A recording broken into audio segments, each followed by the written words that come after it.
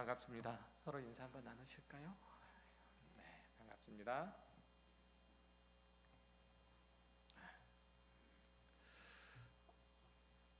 어,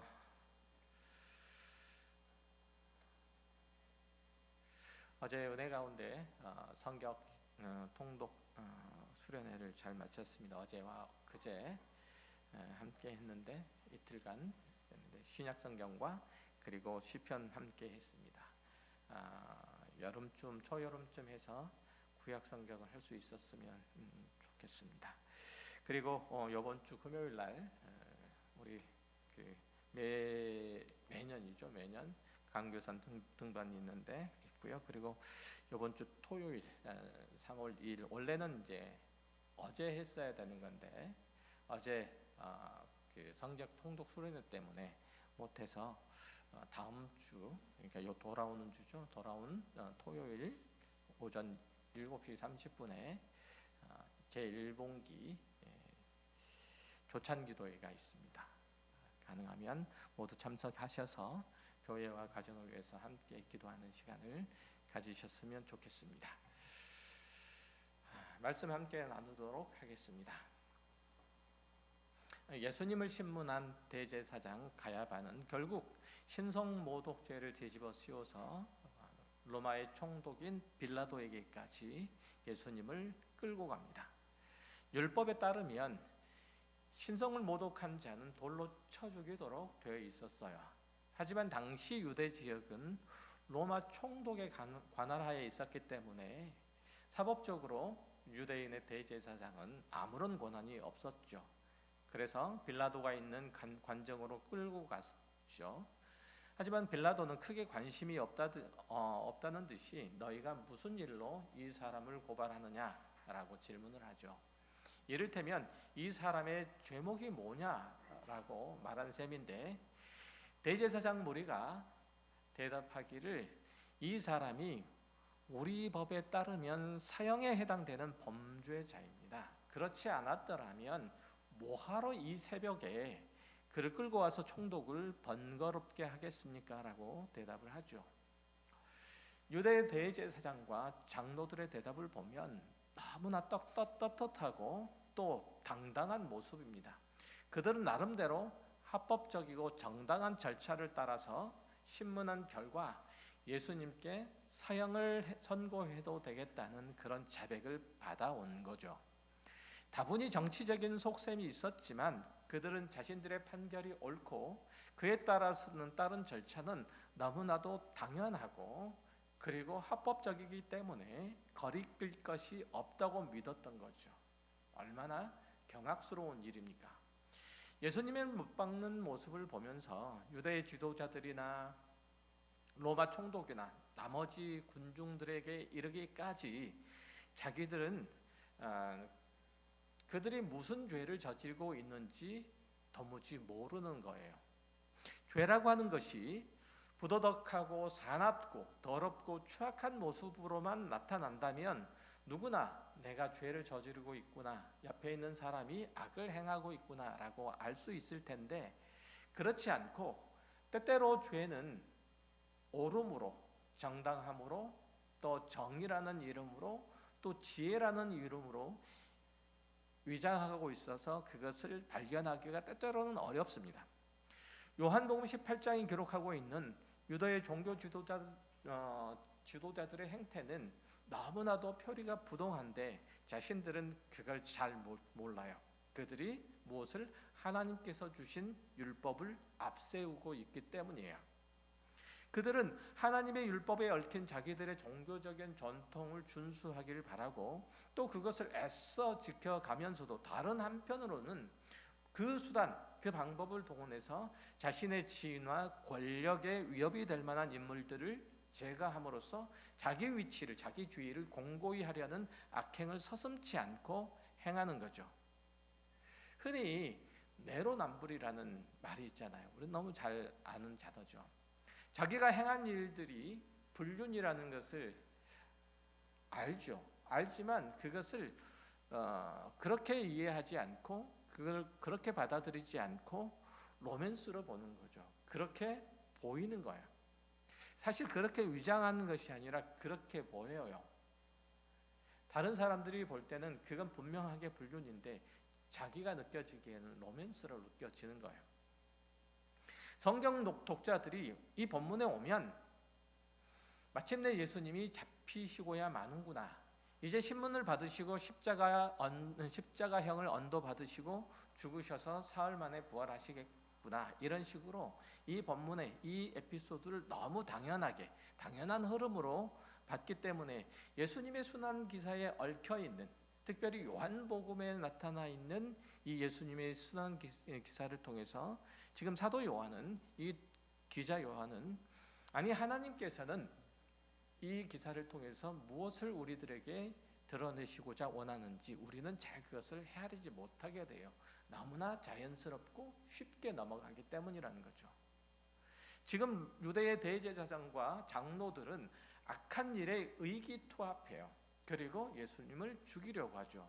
마태복음 26장에 보면 대제사장의 무리가 얼마나 악독하고 또 집요하게, 주도 면밀하게 예수님을 죽이려고 하는지 잘 살필 수 있어요.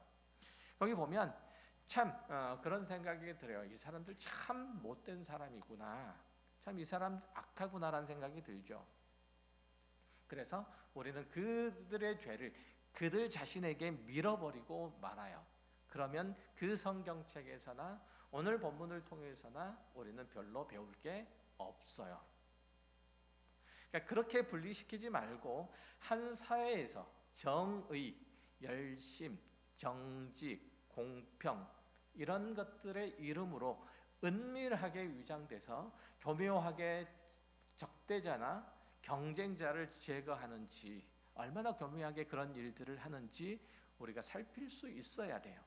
내가 경쟁자를, 적대자를 죽이고 망하게 하는데 무엇으로? 정의라는 이름으로, 공평이라는 이름으로, 정직이라는 이름으로 그렇게 한단 말이에요. 유대 대제사장들과 장로들이 좀처럼 그 증거를 찾지 못하던 차에 두 사람이 와서 공회 앞에 서죠. 그리고 저 사람이 하나님의 성전을 헐고 사흘 만에 다시 짓겠다고 했습니다 라고 증언하죠. 신명기 법에서 누군가를 고소를 하려면 두 사람의 이상의 증인이 필요해요. 한 사람이 다른 사람에 의해서 거짓 증거를 내서 고소하는 것을 막기 위한 거죠. 한 사람이 역한 심정이 있어서 또 다른 누군가를 억지로 고발하는 것을 막기 위해서 그런 거예요. 두 사람만 있으면 누구든지 원하는 대로 기소해서 그 사람을 죄인으로 만들어도 된다는 뜻이 아니잖아요. 억울한 일들이 없게 하기 위해서인 거죠. 그런데도 이스라엘 사회에서는 그런 일들이 비일비재했어요. 내가 A라는 사람에게 좋지 않는 감정을 가지고 있는데 이 사람을 무엇인가 죄에 얽어매가지고 그를 사회에서 매장시켜야 되겠다, 경제적으로 큰 손해를 입혀야 되겠다라고 할 때 내가 다른 어떤 누군가를 데리고 와서 그 사람과 입을 맞추고 짜서 A라는 사람을 해코지하는 경우, 고발을 하는 경우가 비일비재했다는 거예요. 혼자서는 안 되니까 다른 사람을 매수해서 가짜 증언들을 하도록 하고 자기와 좋지 않는 관계에 있는 자에게 경제적인 손해를 입히거나 심지어는 죽이는 데 내어주기까지 했어요. 우리 그런 거 아시죠? 중세에 마녀사냥이라는 것들이 있었잖아요. 엉뚱한 사람들을 죽이고자 원하는데 특별히 부자인 돈이 많은 과부나 아니면 혼자 사는 여인들을 마녀로 그렇게 몰아세워서 그녀를 죽이고, 그리고 그녀가 가지고 있는, 그 사람이 가지고 있는 재산을 빼앗아 버리는 그런 마녀 사냥들이 중세에 만연했잖아요. 그것과 비슷한 거예요. 그러니까 우리가 잘 아는 눈에는 눈이라는 모세의 율법도 마찬가지잖아요. 누군가가 내 눈을 다치게 했다면 너도 그 정도까지만 해라, 더해서는 안 된다라는 의미로 눈에는 눈이라고 얘기를 하는 거잖아요. 거기까지 해도 괜찮다는 뜻이 아니고 최소한 거기를 넘어가면 안 된다는 얘기예요. 그러니까 우리는 나보다 힘이 약한 사람이 어쩌다가 나에게 잘못을 하면 보통은 선의 배를 갚아줘요. 보통 그렇죠. 너무나 선후배를 갚아주는 거 쉬워요. 친구끼리 장난을 치다가 몸 장난을 치다가 뒤에 있는 아이의 발을 밟았는데 하필이면 반에서 가장 우락부락한 아이예요. 그 친구의 반응이 어떨까요? 발이 밟힌 아이의 반응이 어떨까요? 아마도 자기 발이 안 아파질 때까지 팰 거예요, 친구를. 눈에는 눈이라는 성경 구절이 왜 유명해졌을까요? 내 안에 보복 심리가 작용하는 것을 정당화하는 말씀이라는 그 오해 때문이에요. 눈에는 눈, 이에는 이라는 이 말씀은 성경 한 구절만 나와요. 예수님께서 또한 이 구절을 인용하는 데에서만 나와요. 다른 데서는 안 나와요. 그 작은 구절을 가져다가 우리는 갖다가 쓰기 때문에 이게 너무 유명하잖아요. 그렇죠? 우리 사이에는. 그러니까 저 사람이 나에게 한 짓을 대갚아 주라고 이 말씀을 한 것이 아닌데도 불구하고 성경에서 사랑하라, 용서하라, 인내하라 라는 말씀이 있어서 주저하고 있다가 눈에는 눈, 이에는 이라는 말씀이 있었네라고 안심하고 복수를 하죠. 그런데 쓰느라고 이 말씀이 이렇게 유명해진 거예요. 죄인인 우리는 성경 말씀이 어떤 의도에서 기록되었는지 고민하려고 들지도 않고 또 순종하려고 들지도 않아요. 오히려 그것을 자기가 유리한 데 가져다 쓰기에 바쁜 거예요. 하나님께서 요구하시는 거룩을 추구하려고 그 말씀 앞에 서는 게 아니라 그 말씀으로 자신의 유익을 도모하는 거예요. 유대 대제사장과 장로들과 바리새인들은 자기에게 주어진 직분과 거기에 따른 책무들을 다하려고 최선을 다해요. 자신들이 하나님께서 주신 율법에 하나도 위배되지 않겠다는 의지도 강해요. 그래서 예수님을 재판에 해부하려고 증인도 2 이상 세우고 그들에게 주어지지 않는 사법권을 굳이 행사하려고 들지도 않고 로마 총독 빌라도에게 끌고 가서 합법적인 절차를 밟아서 예수님의 목숨을 빼앗으려고 하잖아요. 그렇다고 그 합법적인 절차를 따라서 진행한 것이 의로운 것은 또한 아니라고 성경은 말하죠. 자기들이 악하고 더러운 목적을 달성을 하되 남들에게 책잡히거나 반발을 사지 않으려고 합법적인 절차를 따른 것뿐이었기 때문인 거예요. 어디 죄 없으신 이를 죽인 일이 무죄하다고 얘기할 수 있어요. 본문이 지적하는 바는 인간의 보편적이고 광범위하지만 은밀하고 교묘한 죄성과 그 뿌리를 지적하고 있는 거예요. 그것을 주목해 보라는 거예요. 대제사장이 예수님을 빌라도 관정에 끌고 간 시각이 새벽이에요. 새벽. 일하지 않는 시간이에요. 새벽 서너 시에.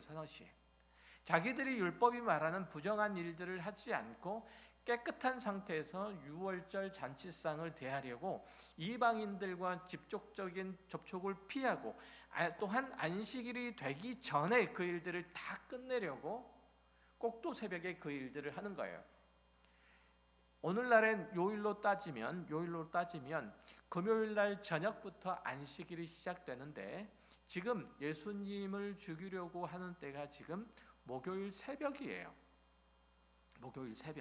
목요일 새벽에 그 일들을 진행하는 거예요. 금요일이 언제 진행이 되냐면 금요일 안식일이 언제 진행이 되냐면 금요일 오후에 진행이 되는 거예요. 금요일 오후부터 시작해가지고 토요일 오전까지가 오늘날 시계로 따지면 토요일 오전까지가 안식일이에요. 그러니까 목요일에 안식일이 되기 전에 그 일들을 다 마치기 위해서 지금 이 일들을 하는 거예요. 그리고 이때는 또 유월절하고 겹쳐 있잖아요. 그러니까 유월절 잔치상을 먹되 죄인들과 접촉하지 않고 그 유월절 음식을 마음껏 먹기 위해서 또 안식일이 전에 그 일들을 다 끝내려고 그 꼭두 새벽에 그 일들을 하는 거예요. 본문 28절에 그들이 예수를 가야바에게서 관정으로 끌고 가니 뭐라고 표현되어 있죠? 그 다음이 새벽이라 이렇게 얘기해요. 괜히 시간을 말하고 있는 게 아니에요. 새벽에 그들은 더럽힘을 받지 않으려고 지금 유월절 잔치를 그렇게 먹으려고 예수님을 끌고 가는 거죠. 빌라도의 관정에 끌고 가는데 관정에 들어가지도 않아요. 이방인의 뜰에 들어가지 않는 거예요. 유월절은 하나님이 이스라엘을 애굽과 바로의 압제에서 구원하신 일을 기념하도록 하기 위해서 제정하신 절기예요. 그 유월절 제사 드려지는 그 어린 양은 예수 그리스도를 상징하잖아요. 유대의 종교 지도자들이 그 유월절을 거룩하게 지키려고 이방인들과 접촉도 하지 않고 그러려고 빌라도의 관정에 들어가지 않을 만큼 하나님의 율법에 철저했는데, 아이러니하게도 그들은 유월절의 어린 양이신 예수님을 그날에 죽이는 거예요. 돌로 된 성전을 모욕했다는 이유로, 다시 한번요, 돌로 된 성전을 모욕했다는 이유로 참 성전이신 예수님을 신성모독죄로 걸고 넘어져서 죽이잖아요. 이것이 본문이 고발하고자 하는 두 대조인 거예요.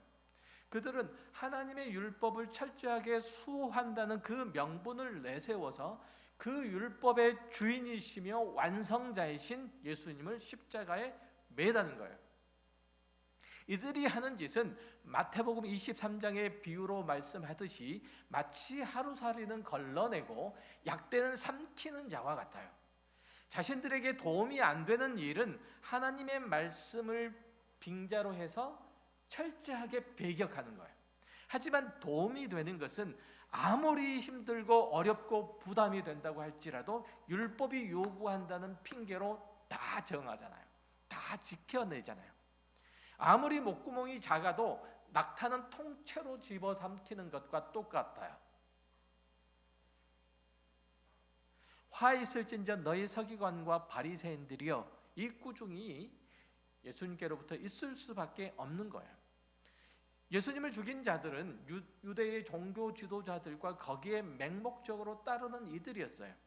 그들의 숨겨진 죄가 드러나고 포장된 악이 벗겨지니까 그들은 참을 수가 없는 거예요. 그들이 가지고 있는 속내가 철저하게 드러나니까 그들은 불붙을 수밖에 없는 거죠. 그들의 마음 깊은 곳을 들여다보면서 죄인이라고, 불법을 행한다고, 외식한다고 예수님께서 그것들을 지적하시자 그들은 참을 수가 없게 된 거예요. 그를 죽여서라도 자신들의 불법한 행위를, 자신들의 치부를, 자신들의 더러운 악들을 감추어야 되겠거든요. 우리는 어떤가요? 우리가 그 시절 그 자리에 있었다면 우리 역시 그렇게 그 자리에 합류했을 거예요.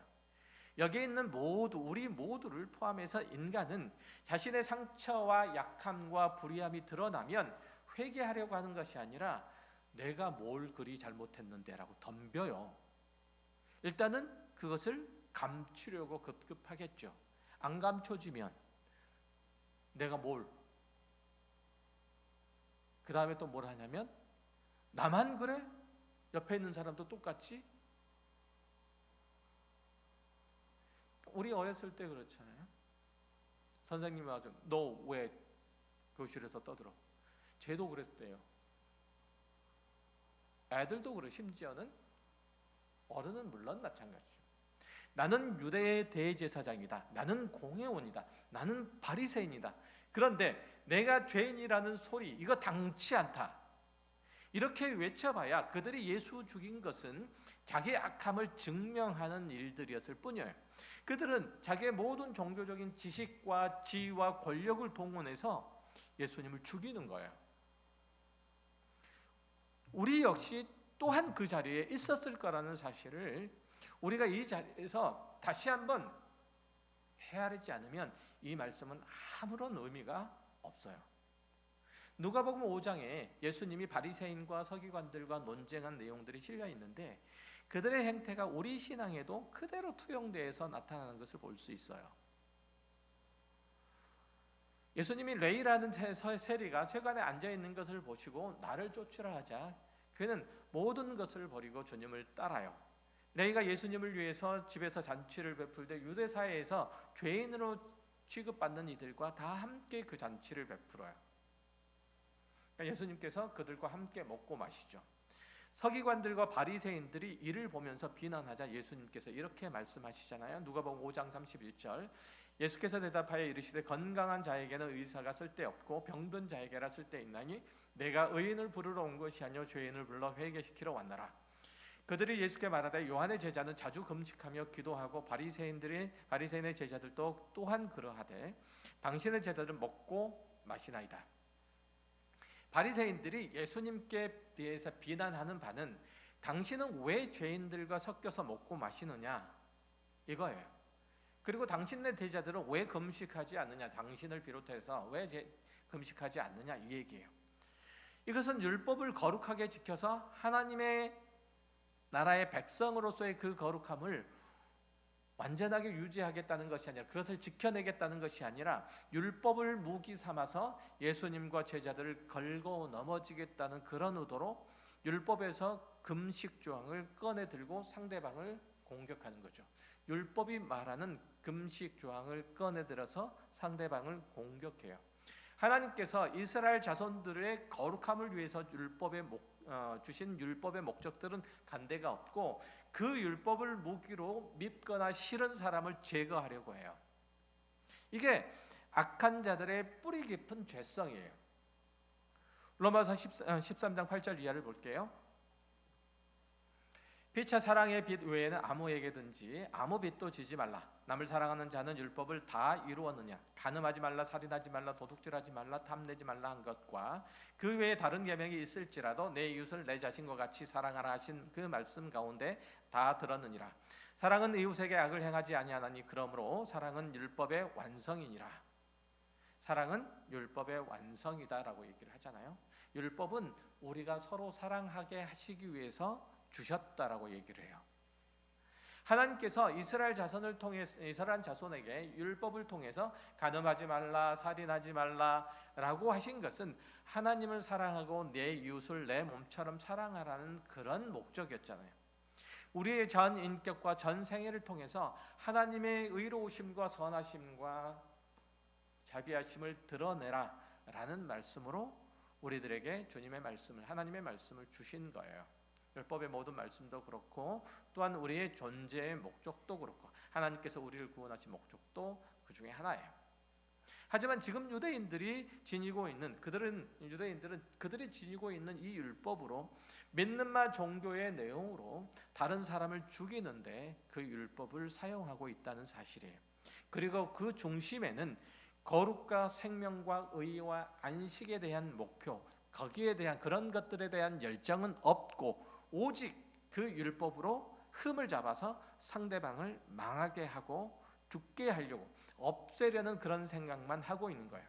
그들이 들이대고 있는 율법의 황목과 그 방법들 다 옳아요. 다 옳은데 그 의도와 목적은 사람을 하나님의 은혜와 사랑과 거룩으로 가까이 오게 만드는 게 아니라 그 사람을 세우고 온전케 하고 거룩으로 그들을 채워가게 하려고 그 율법을 사용하는 것이 아니라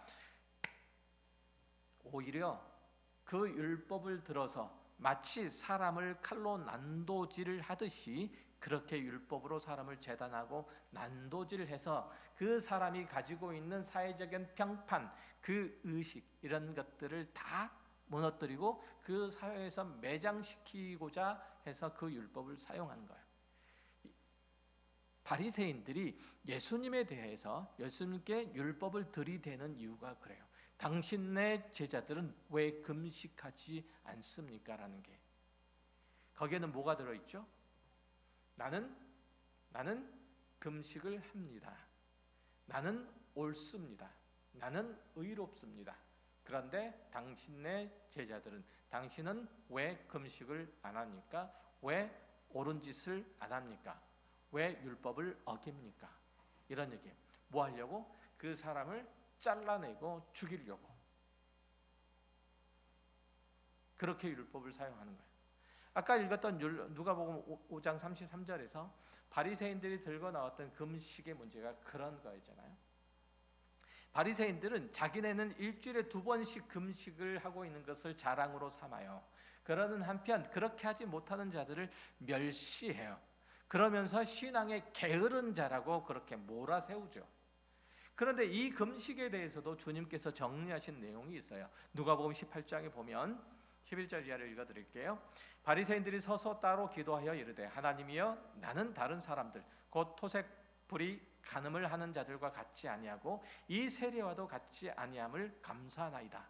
나는 일에 2번씩 금식하고 또 소득의 11조를 드리나이다 하고 세례는 멀리 서서 감히 눈을 들어 하늘을 쳐다보지도 못하고 다만 가슴을 치며 이르되 하나님이여 불쌍히 여기소서 나는 죄인이로소이다 하였느니라. 내가 너희에게 이르노니 이에 저 바리새인이 아니고 이 사람이 의롭다 하심을 받고 그의 집에 내려갔느니라. 무릇 자기를 높이는 자는 낮아지고 자기를 낮추는 자는 높아지리라 하시니라.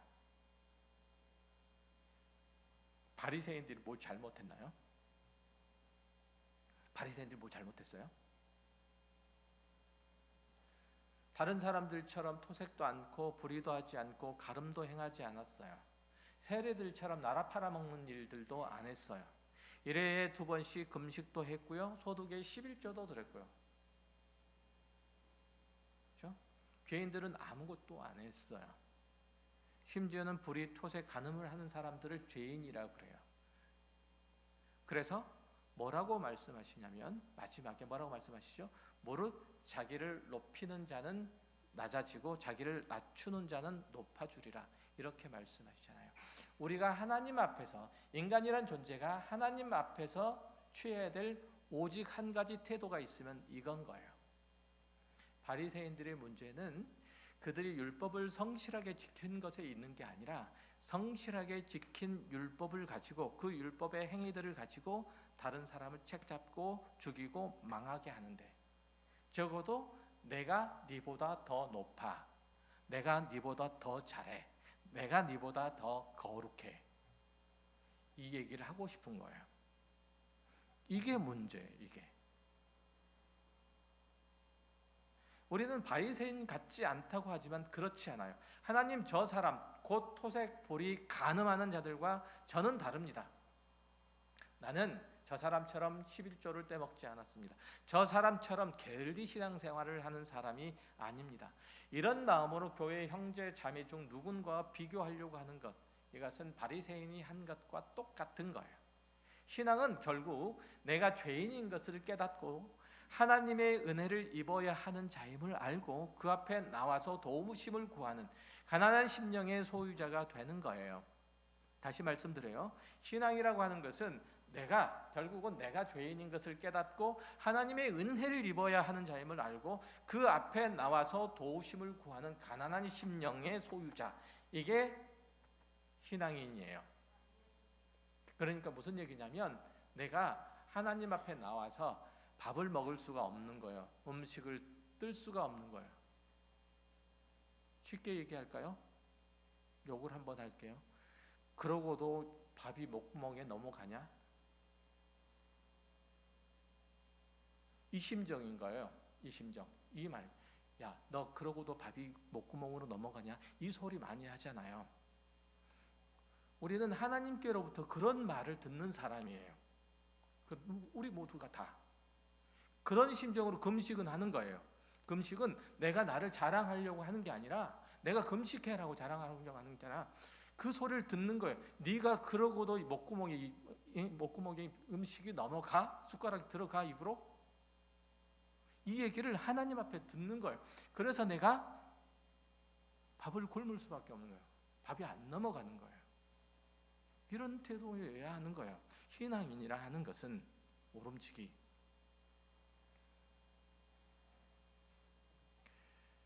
하나님, 저 사람이 나온지 제가 나온지 심판해 주십시오.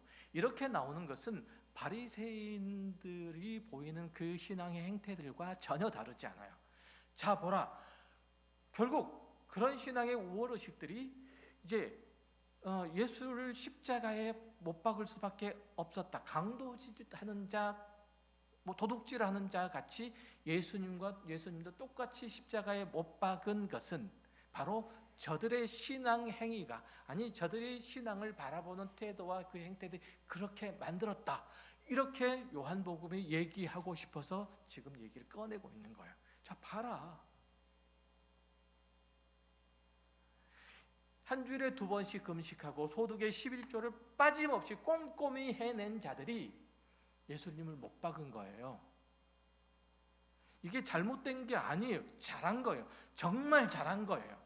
정말 훌륭한 신앙의 행위예요. 이 행위들은 잘못한 게 아니라니까요. 그러고도 뭐 있다고요? 예수님을 십자가에 못 박았다니까요. 이걸 아셔야 돼요. 이걸.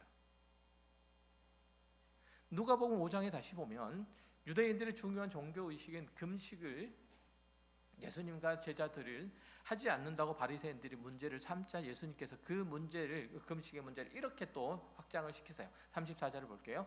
예수께서 이르시되 그들에게 이르시되 혼인집 손님들이 신랑과 함께 있을 때에 너희가 그 손님으로 금식하게 할 수 있느냐? 그러나 그날에 이르러 그들이 신랑을 빼앗기리니 그날에는 금식할 것이니라. 혼인잔치에서 금식하는 것, 그것은 어리석고 무례한 행위예요. 금식은 자기의 구원을 요청하는 절박한 외침이지만 예수님께서는 그 구원을 이루러 오셨고 이제 그 구원을 성취하실 것이므로 그렇게 열린 새로운 나라에서는 금식을 할 필요가 없는 거예요. 그래서 누가복음 5장 36절에서 주님께서 말씀하시기를 이렇게 말씀하세요.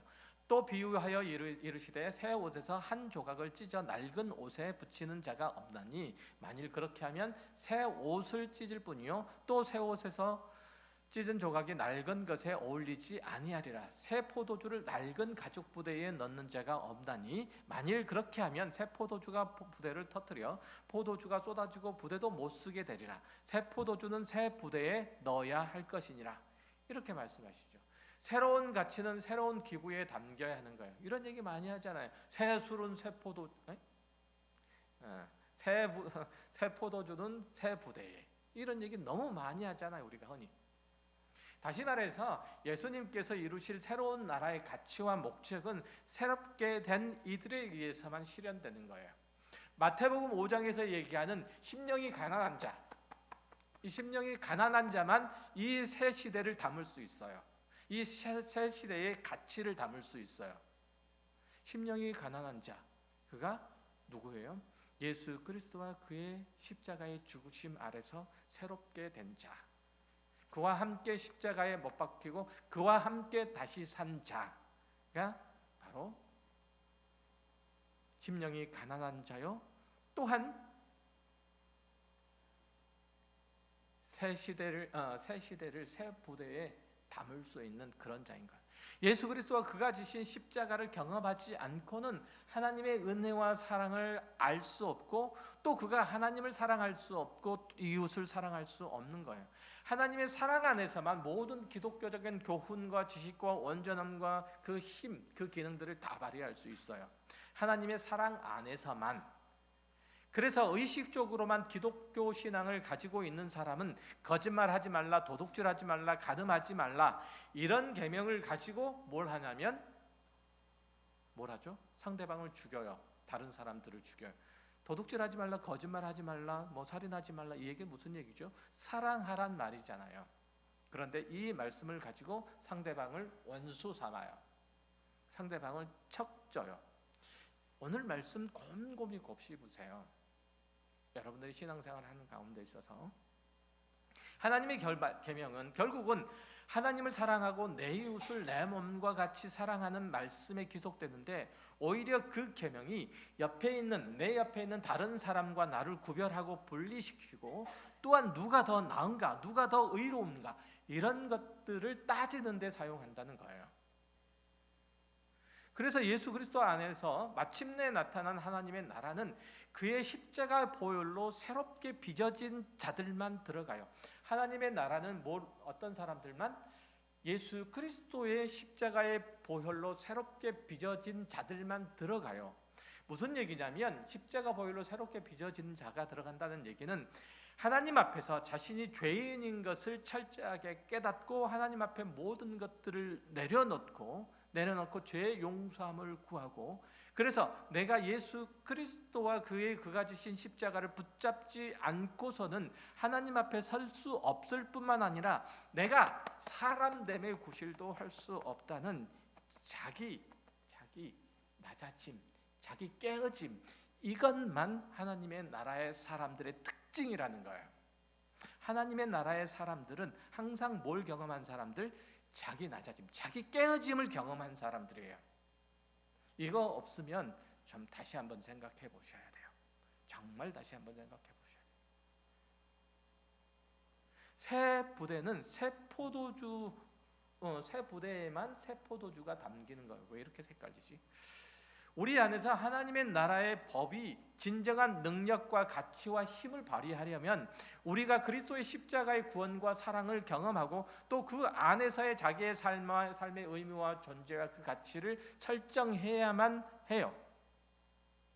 그래야 하나님의 법이 우리 안에서 제대로 작동하는 거예요. 사도 바울의 언어로 말하면 항상 예수 죽인 것을 몸에 짊어질 때, 내가 예수를 죽였다는 사실을 몸에 짊어질 때만 비로소 하나님의 율법이 우리 안에서 제 기능을 발휘하게 돼요. 그렇지 않으면 언제나 우리는 옛 습관으로 돌아가요. 바리새인들처럼 누군가를 가르치고 책망하고 넘어뜨리는 그런 도구로 그 말씀을 써버리는 거예요. 이전에는 내가 예수를 믿지 않는 때는 개차반처럼 살아서 내가 죄인이었다면, 내가 예수를 믿는다고 하면서 그 말씀 안에서 내가 바로 살고 있다는 그 한 가지 사실 가지고 다른 사람들을 죽이고 망하게 한다면 그것은 또 다른 의미에서 개차반처럼 사는 거예요. 요한복음 5장 39절 이하에 보면 예수님께 고침을 받고 38년이나 누워있던 자가 자리를 들고 걸어간 얘기가 나와요. 그 병자 얘기가 나오죠. 이에게 안식일을 범했다고 유대인들이 그를 책망하거든요. 그럴 때 이제 예수님께서 그들에게 하신 말씀이 있어요. 너희가 성경에서 영생을 얻을 줄 생각하고 성경을 연구하거니와 이 성경이 곧 내게 대하여 증언하는 것이니라. 그러나 너희가 영생을 얻기 위하여 내게 오기를 원하지 아니하는도다. 나는 사람에게서 영광을 취하지 아니하노라. 다만 하나님을 사랑하는 것이 너희 속에 없음을 알았노라. 죄인된 자들의 분명한 표지 뭐죠? 하나님을 사랑하지 않는다. 하나님을 사랑하는데요, 내가 하나님을 사랑하는지 안 사랑하는지 알려면 간단해요. 내가 옆에 있는 사람을 사랑하는가를 보면 돼요. 신앙은 율법을 지키느냐 안 지키느냐에 달려있지 않아요. 11조를 드렸느냐, 주의를 지켰느냐, 성경을 읽었느냐, 여기에 달려있지 않아요. 그게 중요하지 않다는 얘기를 하는 게 아니에요. 물론 그런 것들을 당연히 해야 되지만 그 당연히 하나님을 사랑하고 이웃을 사랑하는 대로 돼서 나오고, 그리고 그리로 돌아가지 않으면 안 된다는 거예요. 하나님을 사랑한다면 주의를 지키는 일들이 기쁜 일이고, 이웃을 사랑한다면 구제와 봉사를 하는 일들이 기꺼운 일인 거예요. 그런 의미에서 구제와 금식도 주의를 지키는 것도 필요한 거예요. 내가 하나님을 사랑하기 때문에 주일날 교회에 나오지 않으면 안 되는 거예요. 견딜 수가 없는 거예요. 하나님을 배웁지 않으면 안 되는 거예요. 하나님을 사랑하기 때문에. 내가 하나님을 사랑하기 때문에 내 호주머니에 뭔가가 있는데 이웃이 굶고 있는 사실을 보면서 가만히 있을 수가 없는 거예요.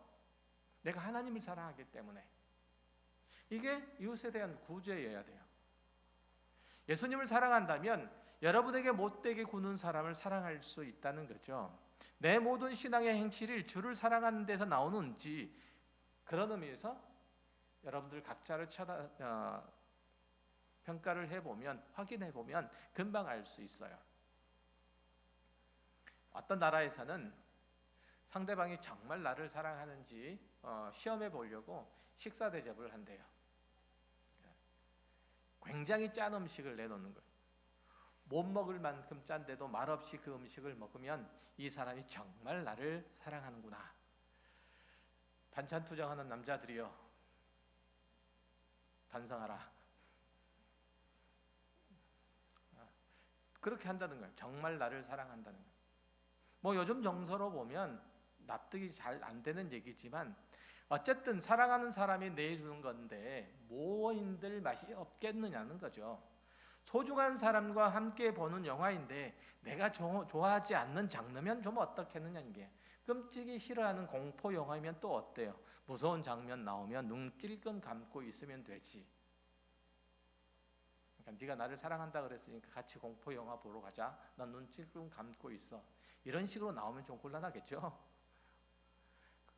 사랑한다면 상대방이 좋아하는 것을 나도 좋아하려고 무지 애를 쓴다는 것이 성경의 지적이고 우리도 너무 잘 아는 사실이에요. 하나님의 율법은 억지로 지키라고 주신 것도 아니고 그에 대한 자기 열심을 자랑하라고 주신 것도 아니에요. 그 율법을 통해서 하나님과 이웃에 대한 사랑을 구체적이고 실제적으로 표현하라는 그런 의미예요. 하나님을 사랑한다면 적어도 주일은 지켜야 할 것 아닌가? 이웃을 사랑한다면 이웃의 것들을 탐내지 않아야 할 것 아닌가? 이런 식으로 가장 소극적이고도 부정적인 방법으로라도 하나님과 이웃에 대한 사랑이 나타나지 않으면 그가 하나님의 백성이겠느냐라는 거예요. 이 지적을 참 무겁게 받을 수 있어야 돼요. 마가복음 2장에 보면 그 유명한 안식일 논쟁에 관한 기사가 실려 있어요. 안식일에 예수님과 제자들이 밀밭 사이를 걷다가 배가 고파서 미리삭을 잘라 먹었다고 바리새인들이 그것을 두고 안식일에 추수했다, 이렇게 해서 예수님과 제자들을 비난하죠. 그러자 주님께서는 다윗이 이 안식일에 성전에 들어가서 진설병을 먹은, 제사장 위에 먹지 못하는 진설병을 먹었던 예를 들면서 말씀하시기를, 안식일이 사람을 위해서 있는 것이요 사람이 안식일을 위해서 있는 것이 아니니 이러므로 인자는 안식일에도 주인이니라, 이렇게 말씀하세요. 안식일이 사람을 위해서, 그러니까 율법이 사람을 위해서 있는 거지 사람이 율법을 위해서 있는 게 아니라, 이런 말씀을 하고 있는 거예요. 바리새인들은 예수님을 책잡으려고 자기가 알고 있는 율법과 그 전통을 들이대요. 안식일에 왜 일들을 하냐 이거예요. 그 법을 어기면 죽이도록 되어 있는데 너희도 응분의 대가를 치러야 되지 않겠느냐, 이런 얘기를 하는 거예요. 물고 늘어지는 거죠. 이에 대해서 예수님께서는 하나님은 너희의 행위에 흠잡으려고 율법을 만드신 게 아니다. 하나님께서 그러려고 율법을 너희에게 주신 것 아니다. 오히려 너희를 사랑하고 구원하고 복 주려고 율법을 주신 것이다. 다윗을 보라. 제사장 위에는 먹어서는 안 되는 떡을 그 부하들과 함께 나누어 먹었는데 하나님이 그들을 죽이지 않으셨냐. 하나님은 사람을 살리시고 구원하시려고 은혜를 베푸시는 분이시다. 그런데 너희는 어째서 그 하나님께서, 은혜로우신 사랑이신 하나님께서 주신 율법으로 사람 죽일 궁리만 하고 있냐. 안식일이 사람을 위해서 있는 거지 사람이 안식일을 위해서 있는 게 아니지 않냐, 이 얘기를 하시는 거예요. 철칙이에요. 신앙의 철칙. 하나님이 우리에게 어떤 일들을 명령하시면 그것이 우리에게 복이 되기 때문에 하라고 하는 것이지 괴롭히거나 아니면 골탕을 먹이시려고 우리들에게 그런 명령을 하시는 것 아니잖아요. 하나님은 우리의 인격과 신앙에 필요하다고 또한 있어야 한다고 생각하기 때문에 그것들을 만들어내시기 위해서 우리들을 가르치시고 깨우치시고 공급하여 주시고 인도해 주신단 말이죠. 하지만 우리는 어떤가 보세요. 우리가 아는 신앙의 지식과 은사를 가지고 이웃을 위로하고 또 일으켜 세우고 살려내고 있는가? 우리의 신앙생활 가운데에서 가장 잘못하고 있는 부분들, 이런 노력이 별로 없다는 거예요.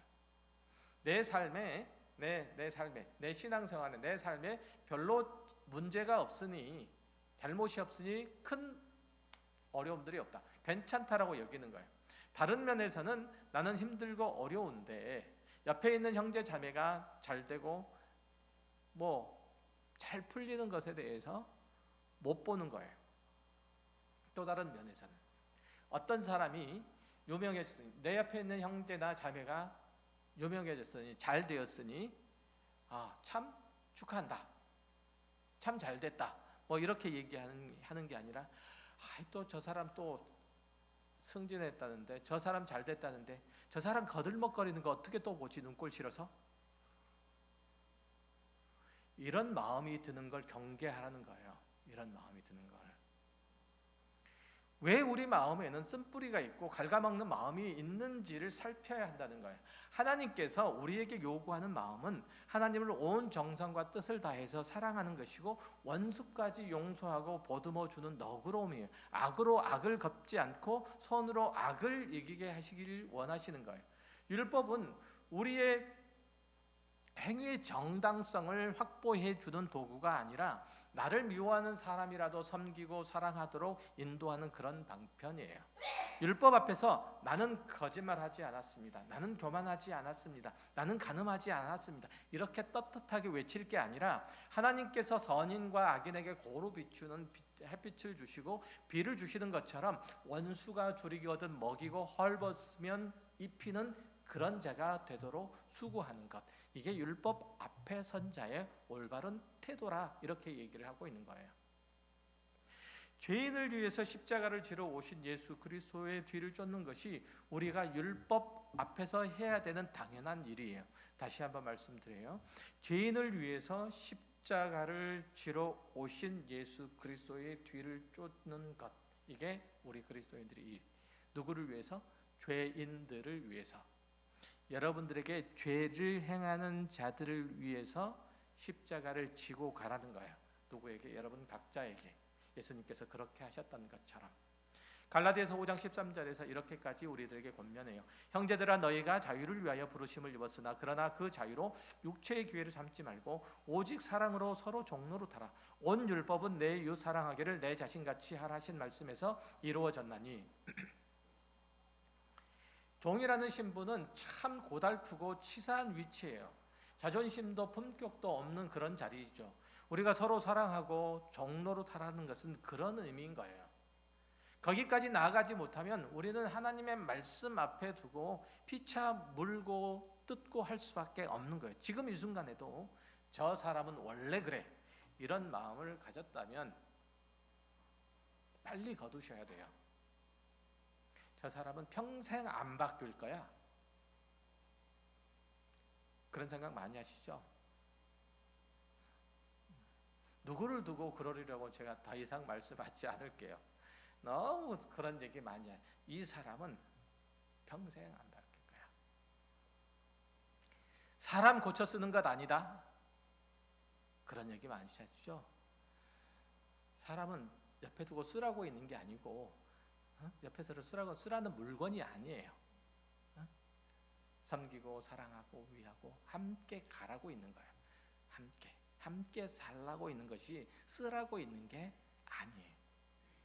우리가 예수 그리스도를 믿고 십자가를 따르노라고 선언하고 인정하면 마땅히 그 말씀을 따라 살아가야 하는 거예요. 성도는 평생토록 원수가 없고 섭섭한 마음이 없고 억울함이 없는 자라요. 그런 사람이 성도라는 거예요. 우리는 하나님의 은혜를 입은 자로서 부채의식만을 가지고 사는 자이고 하나님의 사랑이 나를 통해서 옆에 있는 사람에게 흘러가도록 하는 사랑의 통로예요. 그렇게 부름을 받았어요. 내 오른쪽 뺨을 때리는 사람에게 왼쪽도 돌려대는 사람이고 나를 저주하는 사람을 축복하는 자가 성도래요. 기독교 신앙은 옳고 그름은 가리고 상벌 기준을 정하려고 우리들에게 주신 게 아니에요. 두 줄로 세우고 그 행위대로 갚아주는 것이 아니라 벌을 받을 자를 용서하고 고치고 새롭게 하시기 위해서 상 받을 자가 되도록 하시기 위해서 기독교 신앙이니 그러려고 그리스도께서 오신 거예요. 예수님께서 오신 것은 천국 갈 자와 지옥 갈 자를 나누려고 오신 게 아니라는 거예요. 다시 한번 말씀드려요. 예수님께서 이 땅에 오신 것은 천국 갈 자와 지옥 갈 자를 나누려고 오신 것이 아니라 지옥 갈 자들을 천국에 보내려고 오신 거예요. 우리를 구원하려고 오신 것이지 너는 그러니까 구원받아서는 안 돼, 너는 그래서 구원을 못 받은 거야, 이렇게 못 박으려고 오신 게 아니라는 거예요.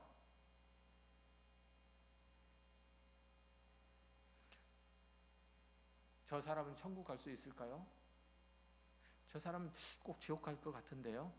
성경에 어떤 인물을 두고 이렇게 말하는 거 옳지 않아요. 성경은 그 사람이 지옥 갈 건가 천국 갈 건가 그것을 구분하게 하려고 성경이 쓰여진 게 아니에요. 죄송하지만 그게 아니고 인간이란 존재가 어떤 존재이고 모두 다 그렇게 한몸통이로 지옥 갈 수밖에 없는 자들인데 하나님께서 그들을 사랑하셔서 누구까지 그 아들을 주기까지 우리를 지극히 사랑하셔서 그들을 그 지옥 자리에서 하나님의 자녀, 하나님의 백성이라는 그 자리로 옮겨 놓으셨다는 그 사랑의 얘기가 성경이에요. 그러니까 이 사랑의 얘기 연설을 가지고 이거 가지고 율법으로 잣대를 대듯이 사람 잣대 잡아 이놈은 지옥, 이놈은 천국 이러지 말란 말이에요. 제발. 그러시면 안 된단 말이에요. 우리는 누구를 긋는 재단하는 사람들이 아니에요. 뜨겁게 사랑할 만한 뜨겁게 사랑할 그런 자격만 우리에게 주어진 거예요.